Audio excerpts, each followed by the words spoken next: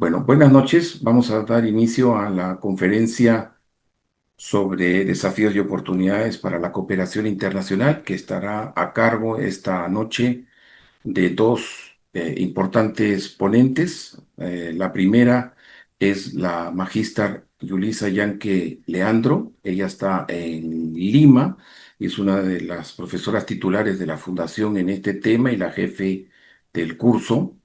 Y también tenemos la colaboración desde Brasilia de la magíster María Teresa Velandria. Ella es venezolana y está desde Brasilia y está aportando para esta conferencia y va a darnos su punto de vista práctico. Entonces tenemos dos partes. La primera será abordada sobre el título de la parte más académica por parte de la doctora Yulisa Yanqui, y después una fase práctica de un hecho real que será dado por la magíster María Teresa Velandria. Voy a decirles que la magíster Yulisa Yanqui Leandro es una antropóloga, magíster en estudios de desarrollo en the Graduate Institute of Ginebra. Tiene una amplia especialización en cooperación, entre las que se destacan gestión de la cooperación internacional, cooperación triangular y cooperación sur-sur. Cuenta con certificación profesional en gestión pública para el desarrollo y Project Manager for Result del Banco Interamericano de Desarrollo. Tiene una amplia trayectoria en la gestión de la cooperación internacional, liderando procesos de formulación, equipos, negociación y aprobación de proyectos en desarrollo en diversas instituciones nacionales como extranjeras. En el Perú ha trabajado para la APSI, para el Ministerio de Inclusión Social, para el SENAJU, para la ITP, para Fortalece Perú, etcétera, así como en varias iniciativas internacionales. Buenas noches, Yurisa, muchas gracias. Y a continuación voy a leer el currículum de vida reducido de la magíster María Teresa Velandria. María Teresa Velandria Expósito ha sido embajadora de la República Bolivariana de Venezuela en Brasil. Es venezolana, nacida en Caracas y española por parte de madre. Es abogado, magíster en Derecho Internacional, Económico y Derecho de la Integración por la Universidad Central de Venezuela. Candidata a doctor en Ciencias Políticas por la Universidad Central de Venezuela en la Fluert Visit Scholar, profesor en el Centro Hemisférico de Estudios de la Defensa del Instituto William J. Perry de los Estados Unidos, de la Universidad de Defensa de los Estados Unidos, ha sido profesora. Posee estudios de seguridad, defensa, relaciones civiles militares, relaciones internacionales, estrategia, fronteras, ciberseguridad y derechos humanos. Cuenta con 30 años de experiencia docente en instituciones militares, con especial énfasis en la Universidad Nacional de Defensa de los Estados Unidos, en el Colegio Interamericano de Defensa y en el Colegio WINSEC del Ejército de los Estados Unidos de América.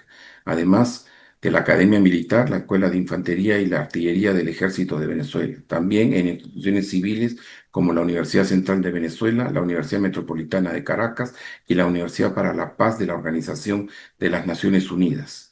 Desde el año 2023 retomó sus actividades académicas y es profesora de la Escuela Europea de Gerencia de la República Dominicana, de la Sociedad de Estudios Internacionales de Madrid, de la Academia Diplomática, de la Fundación Academia Diplomática del Perú y es profesora de Derecho Internacional Público en la Policía Militar del Distrito Federal de Brasil. Es la mayor de 4 hermanos y es una tía cariñosa de 3 sobrinos, Andrés, Ignacio y Camila. Muy bien, muchas gracias María Teresa. Y para comenzar, y cumplir con el tiempo, daríamos la palabra a la magíster Yulisa Yanque Leandro. Adelante, Yulisa, por favor. Muchas gracias. Un gusto estar con ustedes en esta noche. La verdad es que es un espacio valioso, corto, pero importante para poder conversar, dar unas pinceladas de lo que es la cooperación internacional para el desarrollo y un poco hacer de ese zoom grande, un poquito contarles también qué es lo que hacemos desde el espacio peruano, ¿no? Si nosotros nos vamos al tema histórico, ustedes seguramente habrán visto en alguna literatura que la cooperación internacional se inicia o se gesta a partir de la Segunda Guerra Mundial y porque, digamos, es el escenario justamente donde se pone el tema de la seguridad y el desarrollo de los países. Veníamos de un proceso histórico bastante complicado, donde el mundo estaba dividido en dos, y en esa línea es que se gesta la institucionalidad de la cooperación internacional para el desarrollo. ¿Y cómo lo miramos? Lo miramos desde estas instituciones que forman parte del sistema de la cooperación internacional, y es importante, digamos, tener esta base cuando hablamos de los desafíos, porque luego ustedes van a ver concatenadamente cómo se va dando desde este mismo proceso histórico. Es que la cooperación internacional, de hecho, necesita institucionalidad. Y cuando uno voltea a mirar, voltea a ver a las diferentes instituciones que son parte de este sistema, ¿no? Entonces se gesta ahí, empezamos a tener organizaciones en específico, la banca multilateral con el Banco Interamericano de Desarrollo, el Banco Mundial, el BID, por otro lado las agencias de Naciones Unidas, a partir de ese hecho histórico, digamos, le da toda una plataforma y un soporte. Y yo siempre menciono que cuando uno va a hablar de cooperación internacional, si no tenemos instituciones, es muy complicado hablar de cómo vamos a hacer que esa cooperación realmente se haga efectiva, porque cuando ya uno aterriza ese concepto general de cooperación internacional, es a través de las intervenciones de desarrollo, es decir, desde los proyectos, desde los programas, desde las acciones mismas de la cooperación internacional, y estas instituciones, digamos, le dan todo el soporte al sistema para que, bueno, podamos tener, digamos, una cooperación más fluida, y desde las reglas de juego que se ponen desde los países y desde estas organizaciones para trabajar cooperación internacional. Entonces, de hecho, un primer hito histórico es cuando empezamos a hablar ya de cooperación internacional para el desarrollo con toda esta institucionalidad, y desde los propios países también con una serie de normativas, mecanismos para trabajar dentro de ella. En el caso peruano, ustedes sabrán, nosotros tenemos una agencia, la Agencia Peruana de Cooperación Internacional, que es parte del Ministerio de Relaciones Exteriores. La rectoría lo tiene el Ministerio de Relaciones Exteriores, y existe también toda una institucionalidad, es decir, existen instrumentos que permiten hacer cooperación internacional. ¿Y cuáles son esos instrumentos? Desde el Ministerio de Economía y Finanzas miran toda la cajita que es endeudamiento público, desde APSI todo lo que es cooperación técnica internacional, y desde ahí se negocia los préstamos, es decir, el endeudamiento público, o se negocia la cooperación que va a recibir el país desde la cooperación técnica internacional. Entonces, los países también, como el nuestro, países en desarrollo, los países pobres, tienen también, digamos, estas instituciones para recibir cooperación y también para ofertar cooperación, porque es de ida y vuelta. Eh, y ahora cuando vemos dentro de este sistema de gobernanza de la cooperación internacional ya lo que le corresponde a las instituciones del sistema de Naciones Unidas y la banca multilateral, existen también una serie de organismos que forman parte de todo este proceso. De hecho, tenemos esa especialización, el Programa de Naciones Unidas para el Desarrollo, UNICEF con todo el trabajo que hace para la niñez, tenemos a la FAO con esa especialización que tiene netamente para ver todo el tema de la organización que se hace alrededor de la agricultura, y siempre mirando el desarrollo sustentable. Tenemos a ONU Mujeres trabajando con fuerza el tema de género. Entonces tenemos también toda esta gobernanza de la cooperación desde los organismos multilaterales que trabajan cooperación internacional, y países como el nuestro que también tienen toda una jerarquía y gobernanza con una institucionalidad desde el lado normativo, desde también sus prioridades. Entonces, digamos, el escenario es ese. El escenario es que tenemos una serie de instituciones que a partir de estas instituciones se trabaja cooperación internacional.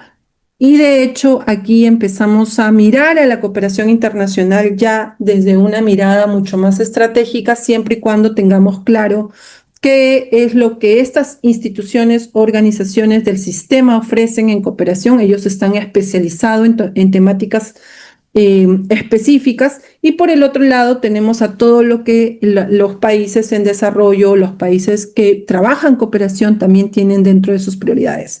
Hacer ese cruce, ese match que digo yo, entre conocer qué es lo que yo necesito y qué es lo que los donantes pueden brindarme a mí, va a permitir que la cooperación se trabaje de manera seria y sólida.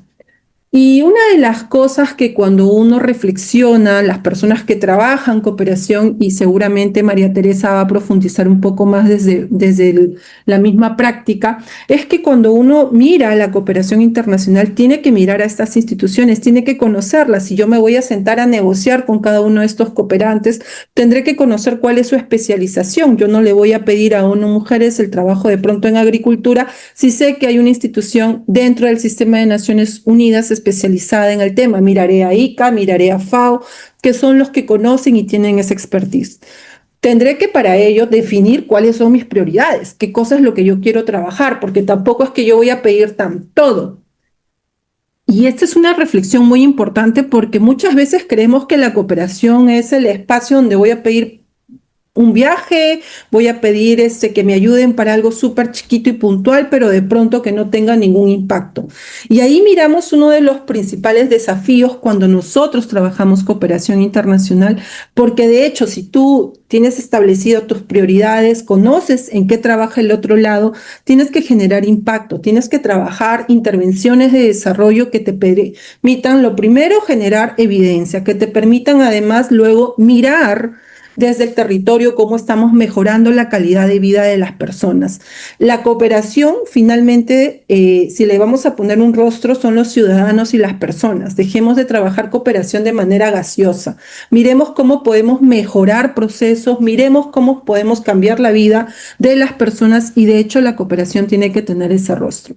Ahora bien, en la reflexión, porque de hecho esto es parte de toda una serie de módulos y de discusiones que hay detrás digamos, en toda la temática, la cooperación tiene también una serie de intereses. O sea, aquí no, cada una de las partes tienen intereses. Lo que tenemos que hacer es que ese match de intereses definitivamente sean lo mejor para cada una de las partes.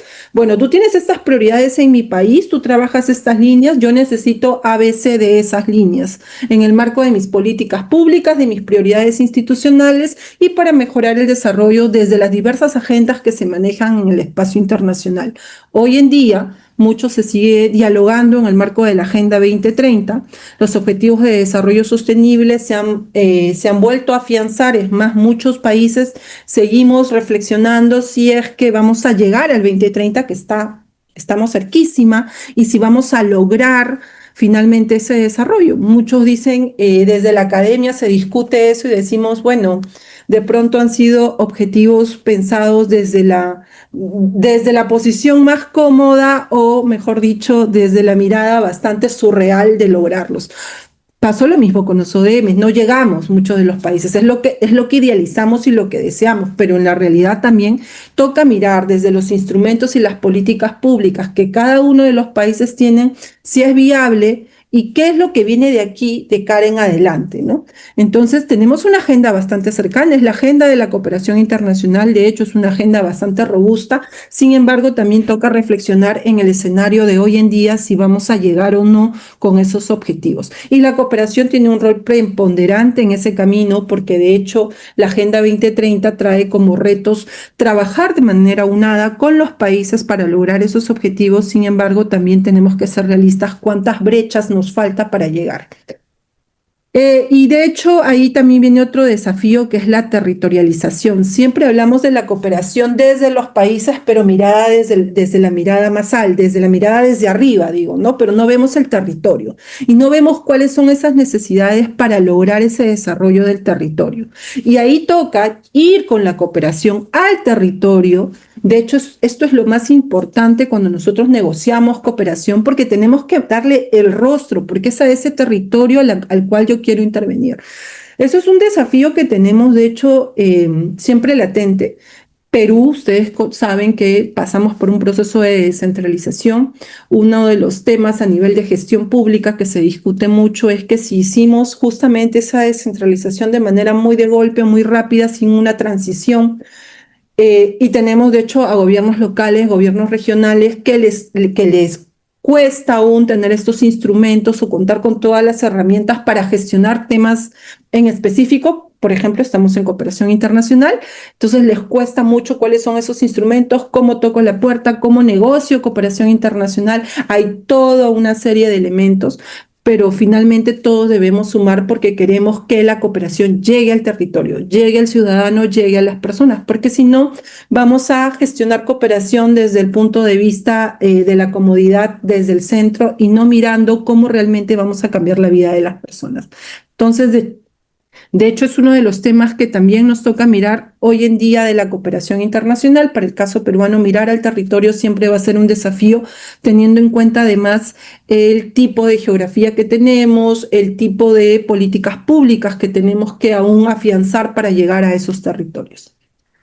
Y lo otro que tiene que ver dentro de estos desafíos, y ya digamos, profundizar en este último desafío, es la importancia de la rendición de cuentas para lograr esa confianza. El COVID y, digamos, todo el escenario de los últimos años de los países, el tema de la desconfianza, la falta de claridad en qué estoy invirtiendo, o sea, no solo se trata de pedir cooperación, sino realmente qué me está generando esa cooperación a nivel, como lo mencionaba hace un momento, también a nivel macro, de ese impacto que quiero finalmente mostrar esos resultados, ¿no? Y no hay una rendición de cuentas, eso es uno de los cuellos de botellas mayores de la cooperación. Y en general no tenemos una claridad en esa rendición de cuentas. Básicamente no mostramos cómo es esa inversión, porque es una inversión social, una inversión desde el punto de vista ambiental, dependiendo de la naturaleza de la intervención a la cual yo he podido acceder, que toca mirar con énfasis cómo está cambiando finalmente con esto que yo estoy contribuyendo con la cooperación a cerrar brechas, a mejorar calidad de vida, a mirar procesos, no se está logrando. Entonces es muy importante para generar confianza que exista una rendición de cuentas transparentes donde convoquemos a todos los socios y finalmente mostremos qué resultados nos está dando la cooperación internacional, porque finalmente lo que queremos es trabajar de manera conjunta. Perú es un país que en definitiva ha sentido uno de las mayores, digamos, mayores golpes en este egreso de país de renta media alta. La cooperación no es la misma de hace 20 años, no tenemos grandes flujos. De hecho, países como el nuestro más miran el endeudamiento como aporte directo a políticas públicas desde el logro netamente de estas grandes políticas que se quiere implementar en el territorio. Cooperación técnica internacional viene como un cachito, es decir, en las negociaciones tú negocias el gran bloque de endeudamiento y el 10% generalmente aproximadamente viene a ser cooperación técnica internacional. Entonces toca mirar también dentro de ello cómo podemos mejorar esta cooperación que estoy recibiendo, que está disminuyendo en mi país, cómo puede ser de un uso menores flujos, pero de calidad, ¿no? Una cooperación que finalmente sea sostenible en el tiempo, una cooperación que cuando termine se vayan, no quiere decir que también terminó la acción que estoy haciendo de desarrollo. Al contrario, ¿qué mecanismos voy a tener instrumentalizado para que cuando tú te vayas, esa cooperación se mantenga en el tiempo? Esas son un poco las reflexiones que siempre manejamos en cooperación. Es lo que hoy en día nos queda todavía como retos pendientes.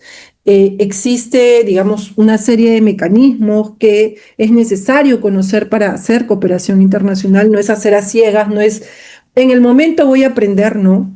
Generalmente pasa, pero deberías, sí te interesa el tema de cooperación internacional, profundizar por cada uno de estos instrumentos, porque negociar también es un arte. Y para negociar cooperación internacional es necesario que conozcas a la otra parte, que conozcas tus prioridades y que lo hagas sostenible en el tiempo. Quiero tener un tipo de relacionamiento. Bueno, veamos desde el inicio cómo va a ser sostenible ese relacionamiento y si me brindan cooperación, me brindan recursos, cómo lo voy a mantener en el tiempo una vez que esa cooperación acabe. Ahí va el principal reto. Bueno, eso en términos generales es un poco para darles esas pinceladas y esa discusión de esos retos que tenemos en cooperación internacional, esta institucionalidad que existe. De hecho, esta no es una clase teórica donde les voy a mostrar a todas las instituciones alrededor y a lo que se dedican cada una de ellas, sino más bien darles esa mirada de discusión de lo que hay detrás de la cooperación internacional. Y así ha sido pensado. Entonces, de hecho, espero que les permita esto un poco reflexionar y pensar hacia dónde vamos con la cooperación internacional para mejorar cada uno de estos cuellos de botellas que hasta el momento lo mantenemos. Le doy la palabra a María Teresa para que ahora cuente un poquito desde su experiencia cómo maneja la cooperación internacional. Ya, buenas noches, buenas tardes para ustedes, buenas madrugadas, Santiago. Bueno, gracias, Yulisa, por todo ese debate académico. A mí me encanta cuando los académicos, yo soy académica, soy profesora, pero no hay nada mejor que enfrentar a un académico con la práctica. Porque la práctica hace al maestro, como se dice, ¿no? Entonces yo que vengo del mundo académico me ha tocado trabajar las dos cosas. Y mi primera experiencia con cooperación internacional fue en el año 1996 como consultora de un proyecto financiado por el Banco Interamericano de Desarrollo, el Banco Mundial y la Corporación Andina de Fomento. Y cuando tú te enfrentas a un reto como ese, que te contratan como consultor de un proyecto de cooperación financiera, tú dices, wow, hay que prepararse para aprender a trabajar con cooperación financiera. Porque te entregan documentos que tú no sabías que existían. Términos de referencia. Y tú, ajá, ¿eso qué es? Entonces, lo primero que hay que saber es que hay que prepararse para aprender de cooperación internacional. Esto no se improvisa. La cooperación internacional tiene una metodología y hay que aprenderla. Y eso se estudia. Entonces te entregan tus términos de referencia, te dicen cuáles son los productos que tienes que entregar, en qué plazo lo tienes que hacer, cuáles son los flujogramas. Entonces, la gente que sabe de eso es la que te ayuda cuando tú no sabes. Yo hubiera querido que por allá en el año 96 yo hubiera tenido a mi lado alguna persona que hubiera estado formada en cooperación internacional. Pero bueno, aquella experiencia inicial del año 96 me sirvió luego cuando me tocó ser la persona a la que le correspondió llegar a Brasil y tener que sentarse con varias agencias internacionales a gestionar un paquete de ayuda de cooperación financiera internacional. La cooperación internacional a veces pensamos que es exclusivamente para el desarrollo, pero hay muchos tipos de cooperación. Hay cooperación en el área militar. La gente piensa que eso no es cooperación, pero también lo es. Cuando un país se sienta con otro y le da capacitación técnica a sus Fuerzas Armadas, le permite transferencia de tecnología en el sector militar, eso también es un tipo de cooperación. Cuando hay cooperación entre las fuerzas militares de un país con otro porque envían cascos azules a operaciones de paz, eso también es cooperación. Y eso también requiere desembolsos de dinero. Lo que pasa es que a veces pensamos exclusivamente la cooperación desde el punto de vista de desembolsos para proyectos que implican desarrollo. No, la cooperación tiene un abanico enorme. También tiene que ver, por ejemplo, con financiamiento para programas de estudios, de capacitación. Entonces, la cooperación es tan amplia como el país quiere que sea o los planes que tú tienes para el desenvolvimiento de un determinado espacio, tú puedes explotar. Entonces, yo lo que quiero es, desde mi experiencia práctica, decirles que la cooperación es amplia, pero hay que prepararse para hacerla de manera correcta, eficiente y sobre todo entender ese mundo, porque es un mundo, la cooperación internacional. Y la banca internacional, que es la que normalmente financia, no solamente, sino mayoritariamente, ¿quiénes financian? El Banco Interamericano de Desarrollo en nuestra región, el Banco Mundial en nuestra región, y luego el Banco de la Unión Europea en algunos momentos. Pero cuando ocurren eventos importantes, como ocurrió en el caso de Venezuela, la mayor cantidad de fondos no vinieron de los bancos, vinieron de los países. Los países comenzaron a aportar, pero no le aportaron al gobierno de Venezuela. Yo quiero dejar eso muy claro. Nosotros recibimos un aporte muy pequeño de cooperación financiera para la recepción de migrantes y refugiados en Brasil, pero los aportes más grandes de la cooperación que recibimos para el tratamiento de los migrantes y refugiados venezolanos en Brasil fue recibido por las agencias internacionales que estaban trabajando en el terreno. Entonces, fue un trabajo conjunto entre las agencias y el gobierno. de Brasil y el gobierno de Venezuela, que en ese momento yo representaba. Entonces fue muy interesante porque se produjo una gran conferencia humanitaria en Europa para destinar fondos a los refugiados a nivel global, y se destinó una parte muy grande de esos recursos a el caso Venezuela. Y ahí se distribuyeron recursos a Colombia, Perú, Ecuador, etc. Y a mí me correspondió, obviamente, administrar la parte que vino a Brasil. Pero eso es un proceso burocrático que una cosa es lo que dicen en la conferencia de donantes. Suiza pone 20 millones de dólares para tal. Bueno, desde el momento en que ese señor dijo eso hasta el momento que los fondos llegan pueden pasar 2 años. O sea, no es una transferencia por correo electrónico, ni por PayPal, ni te mando, no, eso no ocurre así. Entre el momento que un banco aprueba un desembolso, porque en una conferencia se decide que hay que apoyar un determinado proyecto, y el momento efectivo en que se produce el desembolso, puede pasar más de un año. Porque eso conlleva, y la profesora Yulisa se los va a explicar muy bien en el curso, todo un proceso que hay que cumplir: la elaboración del proyecto, los términos de referencia, dónde están los entregables, qué es lo que hay que hacer, cómo se presentan los resultados, cómo tú tienes que ir haciendo la evaluación, los flujogramas, etcétera, para que al final aparezca el dinero. Entonces, en ese trabajo práctico del día, que tú te desesperas porque la gente está ahí, tú necesitas que la gente coma, que la gente se bañe, que la gente se vista, que la gente tenga asistencia, que la gente tenga transporte, porque tú necesitas el dinero de inmediato. Tú dices, ¿cómo hago para que la plata llegue más rápido? Y el secreto está en la confianza que genera la rendición de cuentas. Y yo voy a hablar por mi caso. Nosotros recibimos un apoyo muy importante de PADF. PADF recibió el dinero del Departamento de Estado. Y nos dieron unas pautas muy importantes que teníamos que cumplir. Había que hacer una rendición mensual. Miren, la factura del café, se los juro, la factura que te tomabas el café en el aeropuerto, había que subirla a un sistema SAC, todas escaneadas. Aquello era una pesadilla administrativa, pero dio resultado. Porque el año 19 nos dieron unos fondos que logramos rendir las cuentas. El año 20 la pandemia paralizó los fondos durante 8 meses, pero luego logramos salir adelante. En el año 21 nos dieron menos porque se redujeron los fondos. Y en el año 22, cuando ya íbamos por el mes de mayo, que yo dije, no nos van a dar fondos este año, me dicen, embajadora, sí les vamos a dar los fondos. Y yo, ajá, pero es que no hemos firmado en los términos de referencia, no hemos firmado el proyecto. Estoy hablando de la experiencia práctica de llevar adelante estas cosas, pero quiero darles, o sea, lo que quiero decirles desde el punto de vista práctico, cómo hacer las cosas bien.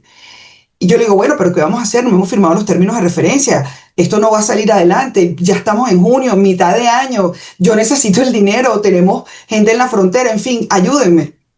Y lo que me dijeron fue, mire, ustedes han rendido cuentas muy bien en los últimos 2 años, 3 años. Nosotros vamos a confiar en usted. Y yo, ¿cómo?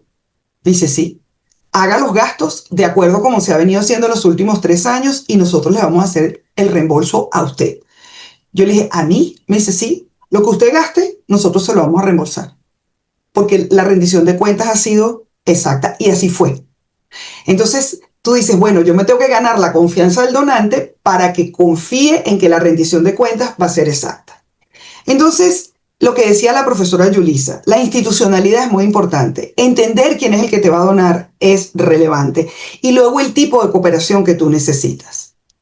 Si tu foco es cooperación para el desarrollo, tú tienes un abanico de instituciones a las cuales recurrir. Pero si tu interés es el medio ambiente, son otras. Y luego hay otras instituciones que están involucradas en el tema de cooperación que la profe no mencionó, que son las organizaciones no gubernamentales, que han entrado de manera transversal en todo el proceso de cooperación internacional. Porque entonces están los bancos que financian, las instituciones del Estado que hacen parte de todo ese entramado, y luego las organizaciones no gubernamentales que también tienen un peso específico en materia de cooperación internacional. Porque son, en la mayoría de los casos, las que llevan adelante los proyectos que no son los grandes proyectos que pertenecen al Estado, que tienen sus propias agencias, sino que llevan proyectos más pequeños. y que también necesitan de personas preparadas y capacitadas para poder hacer esos proyectos y competir dentro del sistema por los fondos. Entonces, en este momento, porque yo lo que quiero es darle como unas pinceladas, ¿qué está pasando en este momento con la cooperación financiera internacional?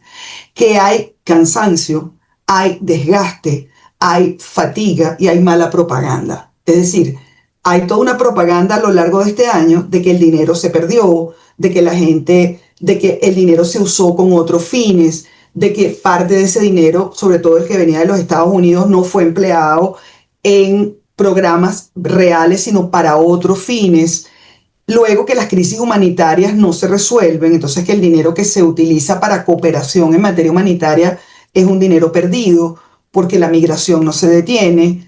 Y yo a veces pienso, es que tú no estás atacando la causa, sino la consecuencia, y evidentemente la consecuencia sigue allí.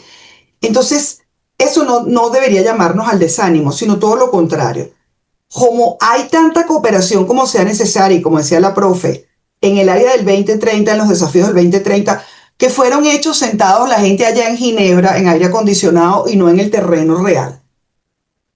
Porque eso lo hicieron allá, los burócratas de la ONU, y no se sentaron a pensar realmente si eso era posible que se llevara adelante, porque ese es el tema, que se sientan a soñar y a pensar y son suizos, Dinamarca, Finlandia, gente que no sabe que en América Latina todavía hay personas que el agua, las aguas negras y las aguas pasan por la puerta de su casa. Eso no lo saben. Ellos están pensando en créditos de carbono y no saben que aquí la gente todavía no tiene agua potable. Esas son las cosas que tú dices, pero bueno, ¿de qué estamos hablando cuando ponemos esos objetivos tan ambiciosos? Pero uno tiene la capacidad de decir, bueno, yo estoy aquí en el terreno, yo creo que esto se puede hacer, este es mi proyecto, yo necesito que ustedes me financien esta gente que tiene la capacidad de salir adelante. Es un reto, sí. Es un desafío, sí. La profe habló de cosas muy, muy importantes. Las dos cosas que yo rescato y que creo que son importantes para ustedes. Tener conocimiento claro de lo que quieren hacer, de cuál es el proyecto y quién es la persona que los puede financiar. Y luego, que no todos los proyectos tienen que ser faraónicos, no todos los proyectos tienen que ser monumentales ni de 35 millones de dólares. Señores, hay proyectos de 10.000 dólares que pueden cambiar la vida de las personas si son bien enfocados. Proyectos en que tú le das capacitación a un grupo de personas pequeñas y las logras sacar de la pobreza con capacitación para el trabajo. Entonces la cooperación es amplia, es fascinante, es un mundo interesante al cual los invitamos a que se sumen. Así que, Santiago, te dejamos a ti con las Sí, preguntas. aquí estoy. Gracias María Teresa, sí. Efectivamente, debo resaltar que ambos expositoras han hablado de la importancia del territorio sobre el cual quiero obtener la cooperación, ¿no? El trabajar en forma conjunta entre los cooperantes y los que van a recibir los fondos, que son el público objetivo, porque todo esto parte de las políticas exteriores, cuando viene de los países, de las políticas exteriores de los países, hacia dónde ellos quieren utilizar sus fondos, porque Ujú. consideran que eso es una gran ayuda, a sus intereses. Y tenemos que, Sí. así es. Eh, lo que ha dicho la profesora Yulisa y que ha ratificado la profesora Belande, la rendición de cuentas. Ujú. La rendición de cuentas es el 50% de poder tener más cooperación. Y se lo digo porque yo en el año 2010 obtuve una cooperación de 70 millones de dólares para el Perú, para el sector defensa, que acá me preguntarán la mayoría, ¿cómo es que a defensa le pueden dar dinero? Sí, Corea del Sur nos donó 8 aviones A-37 Bravo B con 13 contenedores de repuestos que permitió que la Fuerza Aérea pudiera hacer el entrenamiento medio de sus pilotos de combate durante 14 años más. Pero lograr que un país que siempre decía que estaba creciendo al 7%, al 6%, ¿se acuerdan ustedes con la época de Alan García? Era difícil obtener la cooperación. Bueno, pues el equipo conjunto y sobre todo las rendiciones de cuentas de la cooperación del DAPA, del Departamento de Cooperación Internacional de Corea del Sur, nos sirvió para ser elegido en vez de otros Mm. países, como por ejemplo Argentina. que no pudo acceder a una sola aeronave, nos las accedieron a nosotros todas. Entonces, esto que dicen las profesoras es lo más cierto. Entonces, quiero, por favor, las preguntas que me las van a hacer llegar por WhatsApp, para que cada una pueda responder. La profesora Yang, que tiene el tiempo un poquito limitado porque tiene otros compromisos, pero aquí tenemos la primera pregunta. Viene... en el contexto actual, cabe enfatizar que el dinero no es el único recurso para ser partícipe de la cooperación internacional. La información, los conocimientos y la experiencia también lo son. La relación entre agentes del norte y del sur en la cooperación en salud, por ejemplo, ha evolucionado en asistencia técnica provista por una entidad del norte o una del sur, en una situación en la que la primera tenía capacidades muy superiores a las de la segunda. La cooperación técnica entre entidades con capacidades más similares. El señor Jaime Chan. ¿Algún comentario, por favor? Sí, gracias. Justo leía la cajita. Sí, Jaime, lo que acabas de decir, justo nosotros tenemos un módulo de cooperación sur-sur y triangular. Efectivamente, no solamente estamos hablando de recursos a nivel de dinero, ¿no? Eso es más para países como el Ujú, nuestro, como Perú, eso ha cambiado notablemente, ¿no? Nosotros trabajamos cooperación sur-sur, el Perú tiene un catálogo de cooperación sur-sur, mostramos nuestras buenas prácticas, ahora estamos en otro ujú. estadio donde también nosotros estamos en capacidad de poder brindar cooperación técnica a otros países. Yo siempre me quedo con una frase de una de mis mentoras, Soledad Bernuy, que nos decía mucho: no hay ningún país que no sepa, que no tenga nada que dar, que no sepa nada de conocimiento, Claro. que siempre va a estar propositivo para poder compartir hacia otro país. Entonces, de hecho, la cooperación sur-sur habla mucho de ese tema. Tiene una serie de instrumentos. Yo vengo de CEGIF, de trabajar la sistematización de experiencias. Hay un bagaje detrás a nivel metodológico de la cooperación sur-sur, cifras donde ya vemos cómo los países de renta media, alta, baja intercambian conocimientos, mejoran sus procesos, y de hecho todo lo que hay detrás de la asistencia técnica y la cooperación técnica desde el conocimiento se viene gestando, ¿no? Es más, tenemos ya hoy en día una serie de instituciones que lideran los procesos de cooperación sur-sur, donde muchas veces nos piden a Perú que compartamos nuestras buenas prácticas y nuestras experiencias. Y lo mismo, nosotros seguimos conociendo hacia otros países qué es lo mejor que tienen a nivel de políticas públicas y cómo pueden compartirnos para mejorar nuestros propios procesos. Así que saludo tu aporte, Jaime, y coincido totalmente contigo. Vamos a hacer, hay una pregunta que tiene que ver con el sector defensa, pero la voy a dejar para el final, para darle pase al participante Daniel Ortiz, Daniel Alejandro Ortiz, que dice: ¿cuál es el rol de la sociedad civil en la cooperación internacional en el Perú? ¿Hay algunos ejemplos de ello? Esa creo que es para ti, Yulisa. Sí, bueno, la sociedad civil se ha organizado y desde los 70 nosotros tenemos una sociedad civil bastante robusta. Las organizaciones no gubernamentales aquí en el Perú es una realidad. De hecho, hay una institucionalidad que se le ha dado a partir de Relaciones Exteriores APSI, ponerles ONG-D, la de desarrollo, para lo cual Ujú. las Ah, ok. ONGs adquieren la D de desarrollo a partir de su inscripción en la Agencia Peruana de Cooperación, y se les da un reconocimiento o una devolución de impuestos cuando son proyectos que reciben o perciben ingresos desde fuera, ¿no? Ujú. Ejemplos hay, tenemos a DESCO, tenemos una serie de instituciones muy reconocidas que hacen una buena cooperación internacional, reciben de manera bastante responsable los recursos, pero también tenemos el otro escenario donde ha habido casos en específico donde no ha habido esta rendición de cuentas.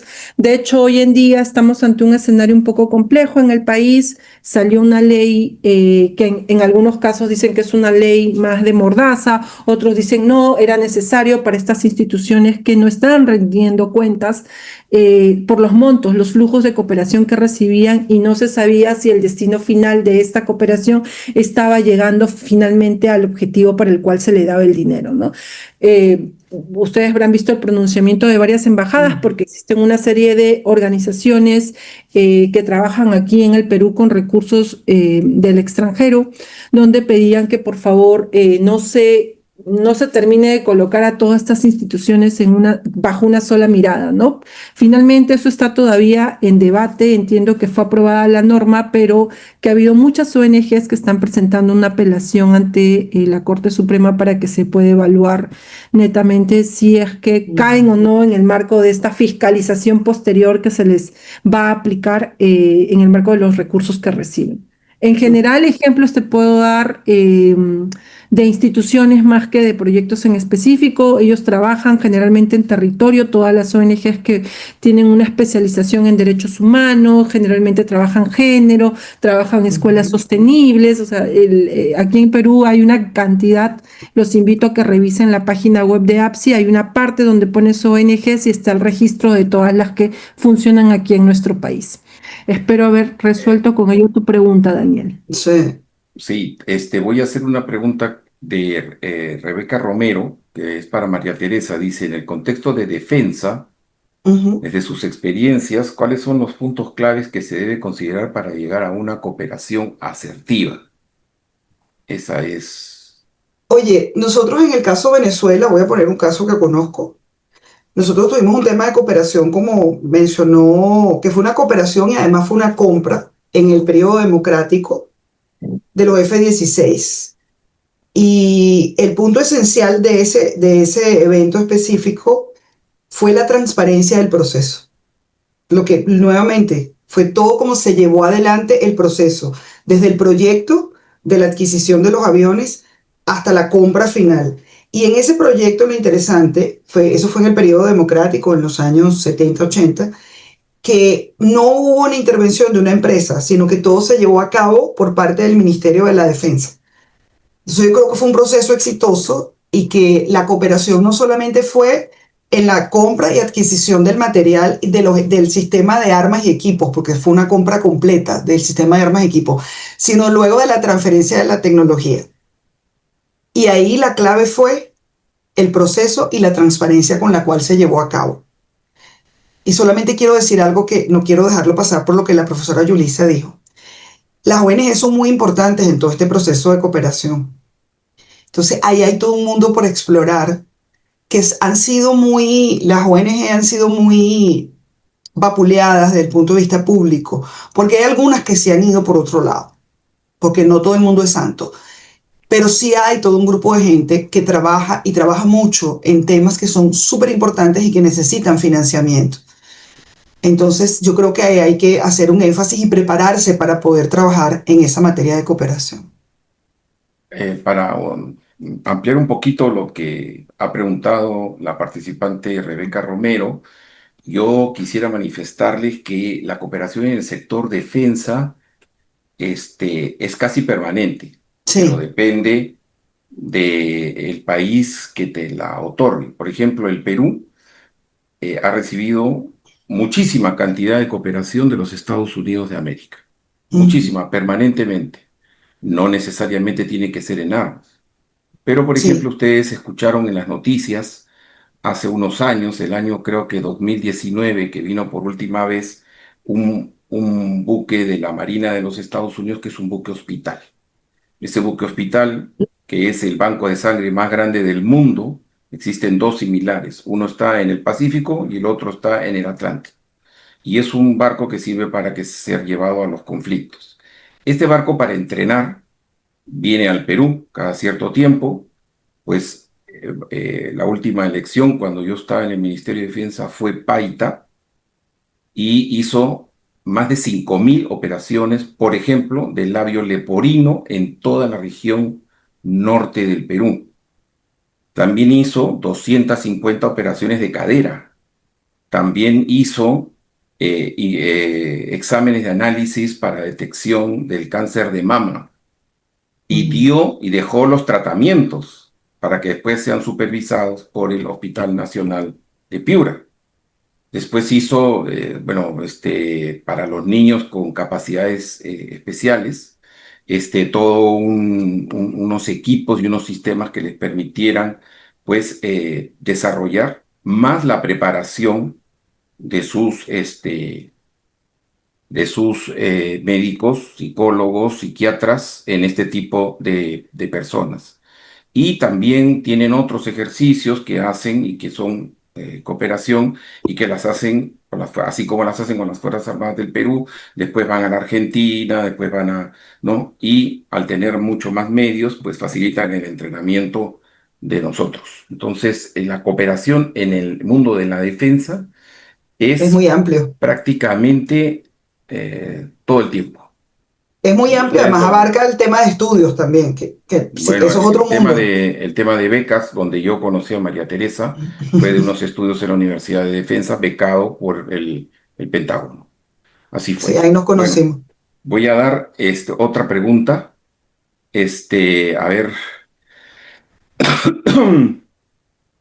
Sandra Cardosa pregunta, ¿cuáles son los requisitos mínimos para ser beneficiado por la cooperación internacional que permita ayudar específicamente a la salud pública? Yulisa. No hay requisitos mínimos, o sea, cada uno Mm, tiene su especialización y cada uno tiene sus claro. instrumentos, ¿no? Si tú vas a pedir recursos a la OMS, de hecho, si los recursos te son asignados, hay una serie, nosotros le decimos el libro o la enciclopedia a la cual que vas a tener que recurrir, donde están todos sus instrumentos, sus guías para la rendición de cuentas, para enviar los formatos, o sea, Ujú. desde el modelo de proyecto ya está establecido, o sea, tú te ciñes más bien a cada uno de estos requisitos.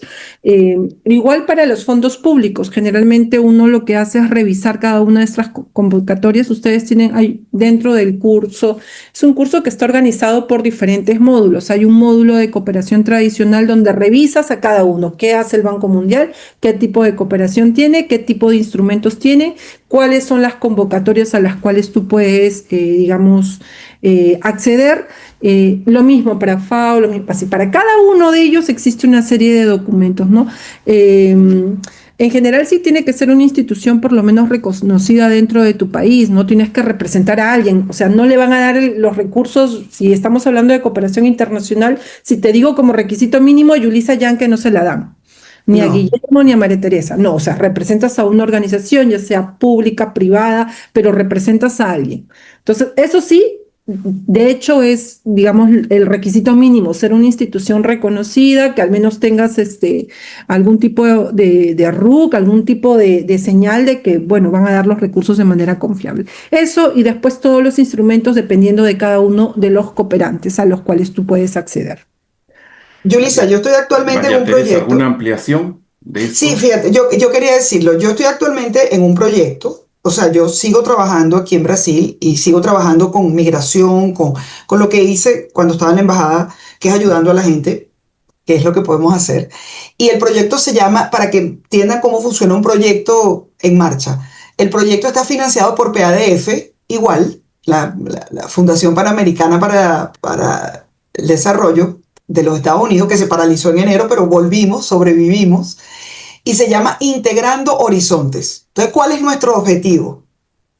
Que los migrantes y refugiados que llegan a Brasil se integren a la sociedad.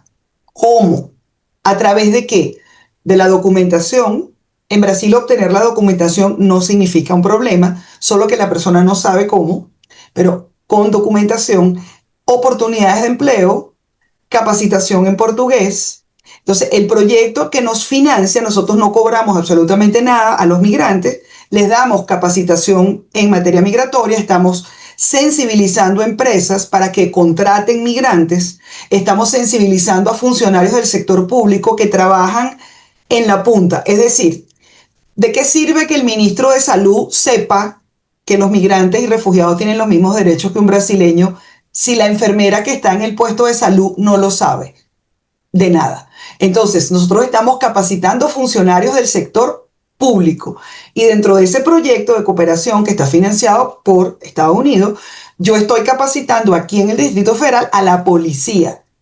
¿Por qué? Porque la policía, cuando detiene a una persona en la calle y no conoce cuál es el documento de identidad de un migrante, ahí empiezan los problemas. Entonces, fíjate cómo un proyecto de cooperación funcionando puede cambiar la vida de las personas. Entonces, aquí, ¿y quiénes estamos en ese proyecto? Una ONG que se llama Venezuela Global, que es de un amigo mío que está en Río, que yo conozco hace 6 años, y me dijo, entra con nosotros en el proyecto, pero para entrar en ese proyecto tú necesitas lo que dice Yulisa, todo, cumplir con toda una serie de requisitos, de pasos, escribir el proyecto, hacer todo. Yo estoy como consultora en el área de comunicación, de documentación y protección, porque es un área que yo conozco de arriba abajo y conozco a todo el mundo. Pero tú puedes hacer el trabajo de hormiguita. ¿Cómo? A través de un proyecto de cooperación bien hecho. Para que vean cómo funciona en la práctica. Se llama Integrando Horizontes, el proyecto donde yo estoy. Fascinante. Y estamos con fondos de cooperación internacional. Muy bien. Gracias, María Teresa. Sandra Guamán nos envía una pregunta. Dice, es para Yulisa, que se tiene que retirar porque tiene otro Sí, compromiso sí, académico. sí. ¿Cuáles son las ventajas estratégicas, operativas y legales que adquiere una organización de desarrollo al estar inscrita en la Agencia de Cooperación Internacional, especialmente en lo que respecta a a la captación de fondos internacionales, exoneraciones tributarias y articulación con organismos del Estado? No, esto es netamente lo que comentaba, es para las organizaciones no gubernamentales o para las Ujú, élites, ¿no? Que son extranjeras. Pero, a ver, el beneficio de estar en APSI es que uno te da el reconocimiento de que no eres solo una organización no gubernamental, sino estás trabajando para el desarrollo. Por eso le agregan ONG, la D en el país, ¿no? Para eso tienes que ser parte de este registro que les mencionaba. La ventaja de tener esta de desarrollo es que, bueno, al menos los cooperantes, las embajadas te reconocen como una institución que ya está registrada y te da, ujú, digamos, algún tipo de beneficio a nivel de reconocimiento. O sea, no están hablando con una ONG que recién ha empezado, sino que ha pasado por un filtro y la agencia peruana lo tiene dentro de su registro. ujú, Lo otro es que les da menor temor al uso de los recursos porque sabe que al ser de desarrollo va automáticamente a pasar por el proceso de fiscalización. Todas las ONGs que perciben recursos, que están inscritas en APSI, luego pasan por un proceso de fiscalización. Un equipo va a territorio, va donde estas ONGs han recibido la donación o están ejecutando un proyecto y verifican que si ese proyecto ellos registraron que era, por ejemplo, para trabajar temas de salud, o dar chispitas, que hayan comprado estas chispitas para otorgar a los ujú, niños, bueno, que efectivamente ese sea el uso, ¿no? No es que haya televisores, no es que hayan comprado otra ujú, cosa, sino si pidieron eso en el proyecto, efectivamente. Entonces, les da un poco la seguridad también que los recursos que ellos han asignado estén siendo usados correctamente. Y por último, bueno, todos los exacto. proyectos, los recursos, si tienen que comprar material, si tienen que hacer gastos dentro del territorio peruano, les permite luego solicitar la devolución de IGB, que es importante porque son recursos, más o menos 18% es nuestros impuestos, entonces esos impuestos son devueltos. Entonces ellos, de hecho, con eso pueden seguir invirtiendo, pueden seguir ese dinero Ujú, que se iría en impuestos, ellos lo ponen, digamos, podrían armar nuevos proyectos o inyectarlos a los que ya tienen en cartera. Eso en líneas generales, por eso es que muchas organizaciones se inscriben dentro de este registro, porque les da este tema un poco de seguridad más bien hacia el donante o hacia el cooperante, ujú. que les va a pedir en algún momento, digamos, esta rendición. En líneas generales, eso sería para la persona que me hizo la consulta. Gracias, Yulisa. Y una última ya para que te vayas. Y agradecerte tu participación. Dice Mayuri Guamán, dice, soy ingeniera civil y me interesa la diplomacia y la cooperación. ¿Cuáles consideran ustedes que serían las áreas en las que el conocimiento técnico propio de la ingeniería civil sería clave para lograr las negociaciones más favorecedoras para el país? Wow, eres ingeniera civil. De hecho, ya la carrera misma, nosotros tenemos unas brechas tremendas en el territorio para trabajar justamente todo el tema de construcción, de mejora del territorio mismo, el tema, Saneamiento, claro, o sea, desde tu saneamiento. expertise, el tema de saneamiento, desde tu experiencia tienes ese Ujú. conocimiento y podrías gestionar cooperación efectivamente en esa línea, ¿no? Muy de la mano con tu carrera. Creo que Agua. toda América Latina, todos los países, Siempre, tenemos siempre se justamente esta necesitan realidad. ingenieros en los proyectos, siempre. Cuando son Sí, ese tipo de proyectos grandes, tú necesitas un ingeniero siempre. sí, sí, sí, y sobre todo por la naturaleza misma, ¿no? De la carrera. De hecho, el tema de saneamiento es uno de nuestras mayores brechas como país. Perú Saneamiento. te volteas aquí nada más en la urbanidad, muy cerca, la pobreza urbana es altísima y una de las grandes brechas que tenemos por cubrir es agua y saneamiento. Mm. Entonces Bueno, creo que y no hablemos de Puno, ¿no? uy, o Y no hablemos de la hablemos selva, de es Puno. otro Puno tiene potencial. un problema de saneamiento tremendo. Bueno, ella como ingeniero la debe conocer. Bueno, Sí. Yulisa, te damos las gracias por haberte dado este tiempo. Sabemos que tienes otro compromiso académico y te despedimos y me quedo con María Teresa para resolver No, una que pregunta jamás voy a más. poder responder con tanta prestancia ni inteligencia y conocimiento de Perú como Yulisa, porque yo no soy peruana, sino Ya, desde la experiencia práctica. Pero en el curso, casi peruana porque te hemos visto bailar en la Marinera, en la Embajada del Perú en Brasil el pasado 28 Ah, de julio, o sea qué que bueno, María no me Teresa. cuentes los cuentos. Bueno, Bueno, ahora entonces, igual tienen mi correo electrónico, ustedes pueden hacer llegar luego, creo que está Claudia, sí, está el equipo de esta Claudia va a fundación, hacerte llegar las las preguntas preguntas y para que puedan ser absueltas para los participantes. un gusto con todos, ha sido de verdad un honor haber acompañado esta noche. Nos vemos. Gracias, igualmente, Yulisa, y suerte. Adiós, buenas noches. el Bueno, sábado, ahora hay una pregunta para ti, María Teresa. cómo no, con gusto. Dice, ¿pueden comentar? ¿Puedes comentar sobre la situación actual de la ayuda oficial? Bueno, no actual, pero tu experiencia al desarrollo, ¿no? Ella pregunta en el Perú, pero tú lo podrías hacer en tu experiencia hacia América Latina o hacia Hispanoamérica, así como el futuro de la cooperación multilateral y bilateral, coyuntura global donde se debilita el financiamiento de los organismos del sistema de Naciones Unidas como la OMC, la UNESCO, la OPS y se debilita la cooperación bilateral por la situación interna de los países, ¿no? Particularmente los miembros de la OECD. Si tienes algún comentario a eso, por favor. A ver, yo creo que este año ha sido particularmente, desde el punto de vista político, ha sido muy duro para el tema de cooperación, porque Estados Unidos es el mayor donante en materia de cooperación del mundo. Eso es un hecho. Le guste a la gente o no. Usted puede estar de acuerdo con Estados Unidos o no. Ahora, el que ponía más plata arriba de la mesa para todos los proyectos en el mundo era Estados Unidos. Entonces, el hecho de que hayan cerrado la agencia de cooperación de la manera como la cerraron es realmente penoso, la forma como fue cerrada. Porque uno puede estar, y lo digo sinceramente, uno podría decir, había que hacer una auditoría para ver realmente en cuáles proyectos no se habían hecho bien las cosas y en qué países no se habían hecho bien las cosas. Pero cerrar así de golpe y porrazo, ahí pasaron cosas realmente muy dolorosas de proyectos de cooperación, sobre todo en materia sanitaria, de medicamentos, de alimentación, que las agencias se quedaron en el aire. Yo voy a poner un ejemplo que conozco bien en Brasil, que es la Organización Internacional de Migraciones, que recibía 14 millones de dólares por año aquí en Brasil y que tú puedes ver el resultado porque no es un dinero perdido y que se quedaron. Entonces, este año fue un año, ha sido un año muy difícil porque los países que recibían esa cooperación que venía de los Estados Unidos han tenido que salir a buscar nuevos fondos y no todos los países tienen dinero suficiente para eso, porque no son los fondos que vienen solamente del sistema bancario internacional, Banco Mundial, Banco Interamericano, las propias agencias del sistema de Naciones Unidas no tienen fondos. O sea, la gente dice, yo voy a ir a buscar fondos a, a cualquier agencia. No tienen. O sea, ACNUR, que es la agencia de las Naciones Unidas para los Refugiados, que quizás es una de las que recibía más recursos, están sin dinero. ¿Por qué?